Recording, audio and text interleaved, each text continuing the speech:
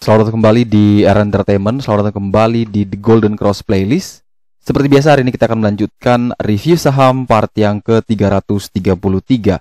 Namun sebelumnya, bagi teman-teman yang mungkin belum subscribe channel YouTube ini, sekali lagi jangan lupa tekan tombol subscribe, nyalakan lonceng notifikasinya agar teman-teman tidak pernah ketinggalan informasi-informasi terbaru dari channel ini. Di part yang ke-333 hari ini kita akan kembali mereview ada 6 saham, di mana saham BBPT, Baca, BNGA, BNLI, Unik, dan BBKP yang telah teman-teman request. Dimana sebelum kita melanjutkan untuk membahas BBPT, maka kita akan melihat review IHSG hari ini, dimana dalam perdagangan indeks tidak pernah mencapai zona hijau ya. Opening juga langsung dibanting tadi, opening di 6.110 ya, sempat naik tipis ke 6.111 dan setelah itu dibanting cukup kasar hampir 2,5% sampai di 5.958. Dan setelah itu dia bisa naik ya, akhirnya closing di 5.992 atau minus hanya 2,06%. Tapi itu juga besar sekali. Dan seperti yang saya sudah katakan ya beberapa hari lalu juga, bahwa memang prepare cash adalah hal yang bagus, tapi bukan berarti kita harus prepare semuanya. Tetap ada saham yang masih kita yakin ya kita simpan, tapi minimal ada cash yang bisa dipakai untuk bisa dibeli lagi ya, emiten-emiten yang justru di sini momentum kita ambil dan akan nanti kita jual waktu Windows dressing. Jadi manfaatkan momentum penurunan ini, dan saya percaya bahwa seperti yang juga saya katakan selalu, kalau misalkan teman-teman yang setia nonton, bahwa 2021 itu adalah merupakan pergerakan sideways yang besar ya, 5.800 sampai dengan 6.200, dan dia akan bermain di rentang area sana saja. Jadi ini dia akan kembali lagi mungkin mentok 5.800, setelah itu mungkin dia rebound lagi. Semoga dia masih bermain dengan pola sideways yang lebar itu tidak masalah, tapi pastikan di tahun depan dia bisa breakout dan benar-benar bisa mencapai level barunya, new all time high-nya yang waktu pernah terjadi di 2019 kalau tidak salah. Dimana dalam hari ini juga sekitar 14,1 triliun transaksi yang terjadi dengan 120 saham naik, 407 saham turun, dan ada 120 saham yang stagnan. Jadi memang ini tekanan yang luar biasa. Bayangkan dari sekitar 700-an saham, 600-700 saham, ada 407 yang turun dan hanya 120 yang naik, dan kita harus bisa menebak 120 itu yang naik. Jadi secara probability memang agak susah, tapi tentu apapun yang terjadi di market, kalau teman-teman itu merasa bahwa masih belum bagus cuaca ini saya anggap sebagai indeks kita belum hijau, ya mending sabar dulu, jangan dipaksakan untuk trading apalagi dengan modal besar ya. Kecuali teman-teman profesional trader, teman-teman bisa mengerti selain dari teknikal, bandermologi, itu teman-teman mungkin bisa ambil tektokan, copet-copetan ya. Contoh saya hari ini dibuka di Unik juga saya sempat ambil, ini mungkin juga belum dijual ya. Mungkin besok baru bisa di taking profit. Jadi kita langsung saja ke saham pertama, yaitu saham Eagle High Plantation atau dengan kode emiten BBPT. Di mana saham BBPT tidak mampu bertahan, tidak mampu menjaga area support paling kuatnya di 78, jebol, dan low 40 hari terendah pun di harga 76 jebol, closing di 75. Jelas ini adalah alarm yang berbahaya untuk kita entry selama dia masih berada di bawah 78 ya. Jadi kalau misalkan mau membeli emiten ini memang lebih bagus, lebih direkomendasikan kalau memang bisa naik lagi di atas 78. Itu baru aman ya. Tapi selama masih berada di bawah 78, jelas ini masih punya potensi penurunan, dan kita akan menunggu lagi nanti ketika terjadi adjustment PBL atau dia menemukan support baru. Apalagi di sini candle patternnya 3 black cross. Ini adalah susunan candle bearish yang masih memungkinkan dia akan terus melanjutkan penurunan. Sehingga lebih bagus, lebih aman kita menunggu dia breakout lagi, kita menunggu dia naik kembali mengamankan posisi PBL-nya di 78, barulah kita bisa pertimbangkan untuk entry di sana. Kalau kita perhatikan dari broker summary, memang di sini secara broker summary sudah terlihat bahwa di setiap penurunan ya, di setiap akumulasi, di setiap penurunan candle-nya terdapat akumulasi. Walaupun seperti itu ya, walaupun akumulasinya sedang bagus-bagus ya, tapi kalau teknikalnya masih belum oke, masih belum naik di atas 78, maka memang lebih baik kita bersabar menunggu confirm. Jadi kalau saya biasanya bandermologi dulu saya lihat, baru saya lihat teknikalnya bisa masuk nggak. Kalau memang masih belum masuk, maka saya masih bersabar dulu. Walaupun saya sudah yakin bagus, tapi saya masih bersabar dulu menunggu memastikan bahwa secara teknikal juga mendukung ya. Dan di samping itu saya coba lihat dengan sentiment analysis, sehingga bisa tidak emiten ini kebusnya cepat atau bergeraknya lambat ya pergerakannya. Jadi itu yang harus mungkin juga bisa jadi sharing buat teman-teman.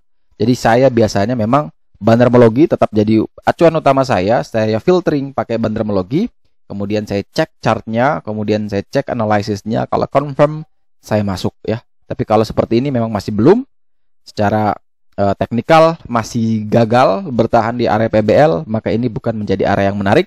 Kecuali nanti dia bisa rebut kembali area 78, maka itu bisa menjadi area yang menarik untuk kita beli.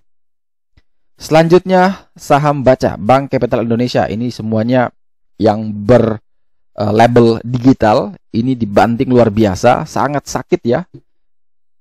Baca dari 645 dibanting sampai kembali lagi di 436. Wow, saya pernah juga punya di 400, 402, 404. Ini dia sudah hampir lagi dekat dengan area saya. Tapi di harga saat ini sudah mulai kelihatan adanya rejection ya, baik entah dia mau turun tapi tidak turun lebih dalam, ada rejection yang kuat. Tadi sempat ke 428, namun bisa ditarik kembali sampai 458. Setelah itu dibanting ulang lagi, closing di 436 atau minus 1,81%. Nah, ini secara teknikal ini sudah mulai menarik. Kenapa? Dia sudah mulai mendekati dengan area PBL di 416 ya. Tapi menurut saya pribadi ini jaraknya masih jauh juga. Semoga dia masih bisa turun lagi, mentok di 416, 420, itu mungkin bisa menjadi area beli yang lebih bagus lagi ya. Kalau bisa turun sampai sana, itu adalah area beli yang sangat bagus. Dan kalau yang ternyata dia jebol terus di bawah itu, ya kita cut loss 410, 412, kita lepas dulu. Tapi kalau bisa bertahan di 416, itu adalah area beli yang bagus sekali dan potensi reboundnya bisa sangat besar. Target ke 478, target jauh ke 645. Akan tetapi kalau misalkan ternyata dia turun tapi tidak pernah sampai di 416 sampai dengan 420, ya teman-teman bisa atur sendiri pakai level support bantuan, support psikologis di 430, teman-teman bisa pakai. Jadi kalau misalkan dia turun mentok 430, 432, 428, 4, ya berarti teman-teman bisa ambil di sekitaran area support psikologis. Jebol di bawah 430, cut loss dulu. Tunggu lagi di sekitaran area 416. Kalau kita perhatikan dari broker summary, memang menurut saya pribadi ini masih belum menarik dan masih mungkin ya, ini mungkin ya, masih bisa terus melanjutkan penurunan. Ya, kita berharap dia bisa kembali ke area support terkuat. Jadi yang sudah beli waktu itu dan sudah taking profit bisa mengulangi lagi momentumnya. Ya, contoh kayak nanti saham BBKP yang akan kita ulas di belakang nanti. Jadi untuk Baca di level ini sebenarnya sudah menarik, tapi menurut saya pribadi range-nya masih lebar untuk dari harga saat ini ke PBL. Sehingga saya masih mau coba menawar 416 sampai dengan 420, siapa tahu bisa dapat di area sana. Kemudian saham selanjutnya adalah saham Bank CMB Niaga ya, dengan kode emiten BNGA, di mana dalam perdagangan hari ini ditutup minus 2,07% di harga 950. Sempat turun ke 935, namun berhasil mengamankan posisi di 950, dan ini pengamanan yang cukup bagus. Kenapa? Level PBL di 945 itu berhasil dipertahankan. Closing di 950, artinya satu tick lebih tinggi.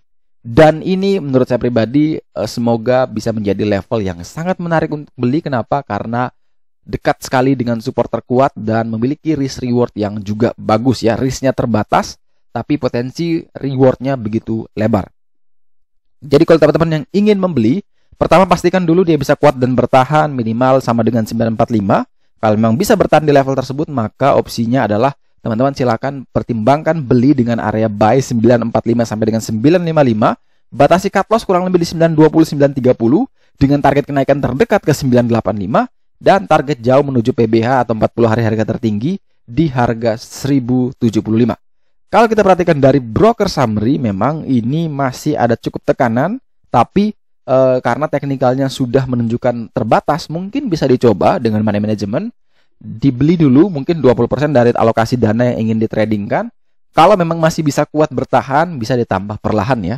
Karena kita ibaratnya kalau sering kita di grup bilangnya nitip sendal dulu ya, karena ini resikonya sudah terbatas. Kita coba uji. Kalau ternyata jebol ya kita cut loss, tapi tidak full capacity. Tapi kalau dia masih bisa bertahan dalam rentang waktu tertentu, ya kita injek lagi, kita nambah lagi sampai nanti dia bisa technical rebound dan kita bisa taking profit ya. Jadi pastikan dia bisa kuat dan bertahan di 945. Kalau ternyata besok teman-teman lihat BNGA dibanting di bawah 945, ya kita jangan dulu masuk ya. kita hanya masuk kalau memang masih bisa kuat dan bertahan minimal sama dengan 945, barulah BNGA ini menarik. Kemudian saham selanjutnya kita punya saham Bank Permata, di mana saham Bank Permata ini ditutup minus 1,4% di harga 1.765.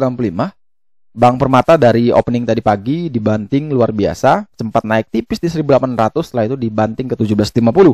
Dan di harga saat ini masih berada di bawah PBL-nya di 18.60, dan tapi ini dekat dengan area low 40 hari harga terendah ya. Jadi terendahnya dia itu di 17.55, closingnya masih di 17.65. Secara teknikal, secara the golden cross memang ini masih belum bisa direkomendasikan untuk dibeli, kecuali dia bisa naik lagi di atas 18.60, atau kalau nanti ada adjustment PBL baru mungkin di 17.55 atau 17.60, mungkin itu menjadi area beli yang menarik untuk kita. Tapi kalau masih ada yang mau spekulatif buy, maka bisa manfaatkan level support terakhirnya di 17.55. Kalau jebol di bawah 17.55 kita out dulu ya. Tapi kalau masih bisa kuat dan bertahan, maka 17.55 sampai dengan 17.65 adalah area beli yang mungkin bisa dipakai untuk spekulatif buy, dengan target kenaikan adalah menuju PBL sebagai TP1 di 1860 dan target jauhnya menuju PBH di 2200. Tapi kalau ada yang mau bersabar menunggu breakout PBL ya juga sah-sah saja, tidak ada yang melarang dan tidak ada yang bisa memastikan benar atau salahnya. Takutnya ketika menunggu di 1860 malah beneran dia bisa tertahan di 1755 dan bisa rebound, dan itu kita kehilangan kesempatan.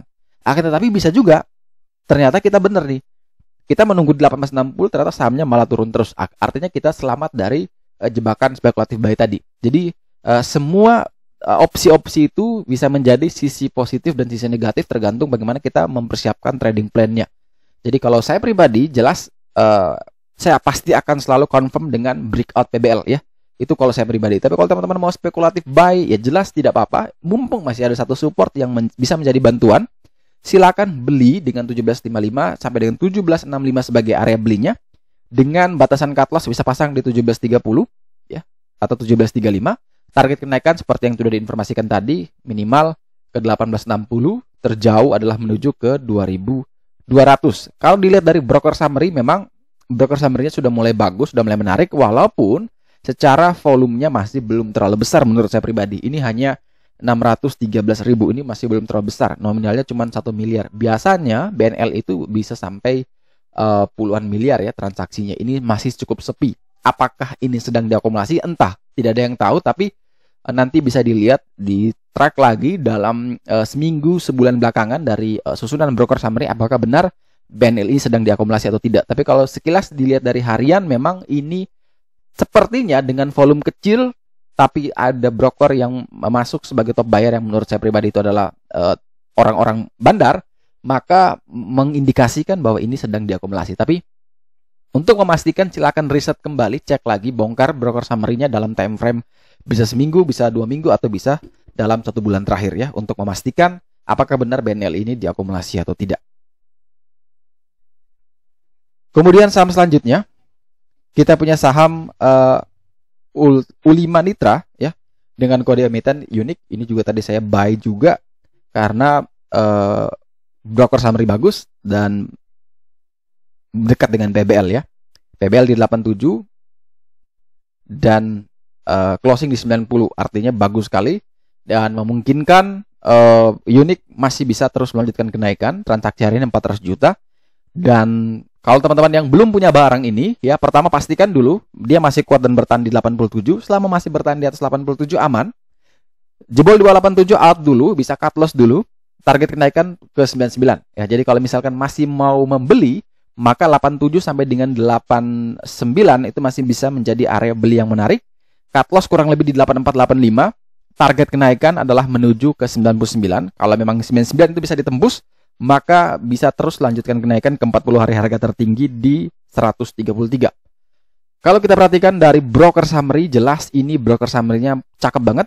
Semoga ya, semoga teknikal sudah bagus, bandraologinya juga sudah bagus. Semoga ini bisa menjadi push untuk saham ini bisa terbang lebih tinggi. Tapi sekali lagi ingat, ini disclaimer karena memang saya juga kebetulan punya saham ini.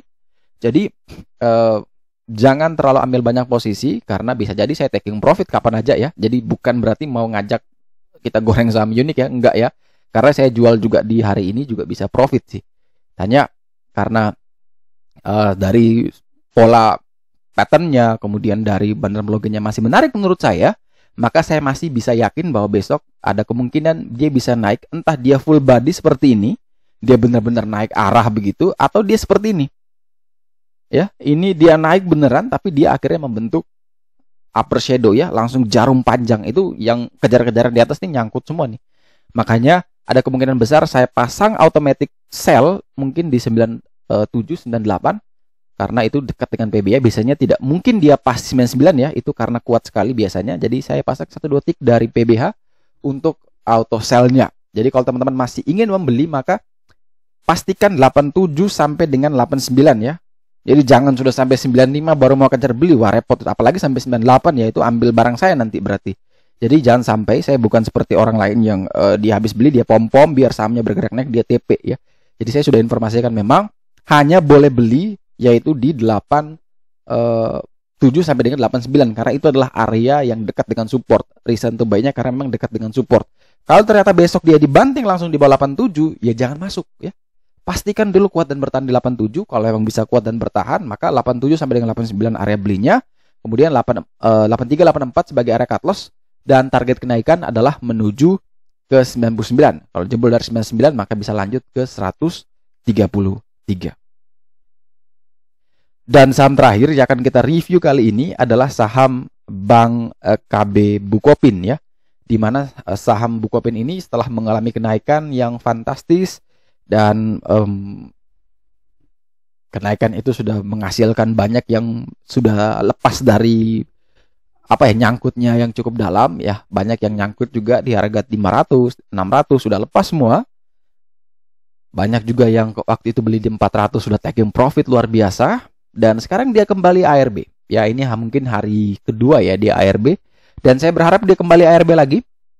Semoga dia bisa ARB terus ya sampai ke menguji 500. Kalau 500 itu bisa ditahan ya, maka mungkin saya mulai nitip sendal lagi ya, mulai melakukan akumulasi kembali pelan-pelan. Tapi kalau ternyata jebol terus di bawah 500 ya, saya akan menunggu lagi di 450 470 ya, karena memang di sini jarak ke PBL cukup jauh sekali. Harusnya ini sudah di adjustment, minimal dia ada di tengah-tengah ya. Ini coba kita gambar ya, jadi minimal dia akan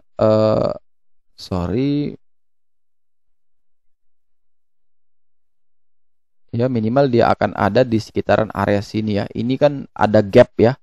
Nah, ini kalau dia jebol maka setengahnya dari candle yang panjang ini minimal dia akan bertengger di sana. Ya. Ya, semoga penurunannya mentok sampai sini aja ya. Ya ini mungkin di sekitaran area 450 sampai dengan 470 ya, setengah dari batang candle ini. Ini kenaikan terlalu ekstrim dan dia harus turun juga ekstrim. Setelah itu baru dia bisa rebound lebih tinggi. Itu harapan kita. Tapi kalau kembali ke 400 rasanya tidak mungkin ya. Rasanya tidak mungkin. Kalau dia bisa kembali ke 400, bagi saya itu adalah mukjizat ya. Dan itu momentum untuk saya kembali membeli. Itu momentum yang luar biasa. Tapi rasanya tidak mungkin. Paling mentok 450, 470, setelah itu dia rebound. 450 sampai 470 pun saya masih ragu, tapi kita lihat saja nanti, tidak ada yang pernah bisa memprediksi. Tapi next penurunannya adalah di 500 ya. Ini kalau besok dia ARB mungkin masih di 510 atau 505 ya. Jadi masih cukup kuat juga. Jadi kita masih bisa, istilahnya apa ya? Karena kita bilang level support di 500, maka masih memungkinkan dia masih bisa bertahan. Semoga ya. Kalau tidak salah saya hitung itu memang ARB-nya di 510. Entah benar apa tidak, nanti teman-teman bisa hitung kembali. Tapi kalau memang dia masih bertahan ARB di 510 ya, jelas kita masih bisa menunggu lagi sampai harga 500 itu jebol ya. Kalau jebol ya kita tunggu di 450 470. Kalau bisa bertahan silakan ambil di harga 500. Ingat sekali lagi, untuk saya pribadi BBKP hanya untuk ini ya, hanya untuk long term investment. Untuk trading ya bagus juga, tapi kita masih punya target untuk jangka panjang ya. Kita masih ingin hold BBKP karena bagi saya ada sesuatu yang ada jomplang ya.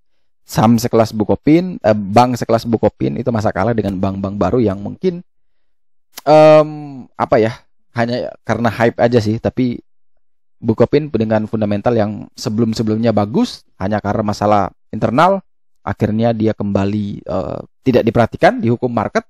Sekarang dengan adanya manajemen baru, apalagi mungkin nanti mau rilis obligasi sepertinya cukup besar 2 triliun, dan ini sepertinya bisa menjadi sesuatu yang menarik lagi untuk kita perhatikan di saham BBKP. Ini entah data saya yang salah atau tidak, tapi dalam RTI secara broker summary, kembali broker Dana Tama membeli dalam jumlah yang cukup besar. Sepertinya ada transaksi crossing di nego, di pasar nego.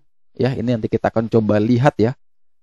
Akan coba lihat kira-kira benar apa tidak ya untuk melihat transaksi tersebut. Ini mungkin kita coba buka. Oke, jadi kita sudah buka. Ini saya pakai Smart dari BNI, dan di sini memang jelas kelihatan ada transaksi di jam 14.46 ya. Ini 14.46 terjadi transaksi di pasar nego. Ada over sekitar 600.000 lot. Ya, ini luar biasa banyak sekali dari broker Dana Tama dan Bosowa Sekuritas. Bosowa Sekuritas SA.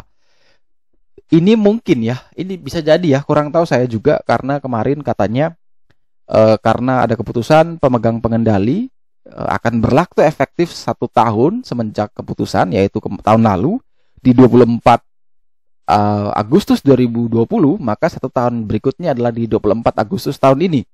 Dan itu Bukopin harus sudah bisa menyerahkan atau melepas seluruh kepemilikannya agar pengendali jatuh ke Kukmin Bank ya. Ini kita bisa cek lebih lanjut. Tapi dengan transaksi seperti ini, menurut saya pribadi sepertinya ada indikasi, karena ini bukan yang pertama, karena 2 hari sebelumnya kalau tidak salah juga ada transaksi seperti ini ya, crossingnya seperti, tapi kali ini lebih besar ya. Jadi nilainya itu sekitar 32 miliar ya.